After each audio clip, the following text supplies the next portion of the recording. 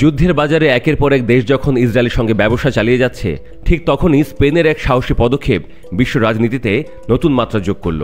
$70 লাখ একটি অস্ত্র চুক্তি এক নিমিষে বাতিল করে দিল স্পেন সরকার। আর এর পেছনে শুধু রাজনৈতিক চাপ নয়, ছিল বরং এক শক্তিশালী মানবিক বার্তা। চুক্তিটি ছিল ইসরায়েলে অস্ত্র নির্মাতা কোম্পানি IMI সিস্টেমসের সঙ্গে, যাদের মালিকানায় রয়েছে বহু আলোচিত নাম ইলবিট সিস্টেমস, যেটি দীর্ঘদিন ধরেই ফিলিস্তিনের ওপর ইসরায়েলি হামলা ব্যবহৃত অস্ত্র সরবরাহের জন্য নিন্দিত। স্পেনের স্বরাষ্ট্র মন্ত্রণালয় মূলত গার্দিয়া সিভিলের জন্য 9 মিলিমিটারের গোলাবারুদ কিনতে এই চুক্তি করেছিল। অথচ গত বছরই তারা ঘোষণা করেছিল যে গাজা যুদ্ধ শুরু হওয়ার পর তারা আর কোনোভাবেই ইসরায়েলের সঙ্গে অস্ত্র ব্যবসা করবে না। কিন্তু গত বুধবার জানায় পূর্ব ঘোষিত সেই সিদ্ধান্তকে উপেক্ষা করে এই চুক্তি নবায়ন করা হচ্ছে। সঙ্গে সঙ্গে বিস্ফোরণ ঘটে স্পেনের জোট সরকারের ভেতর। বামপন্থী জোট অংশীদার সুমার এই চুক্তিকে গণহত্যা অর্থায়নের সমান বলে অভিহিত করে। তাদের নেতা সরাসরি বলে,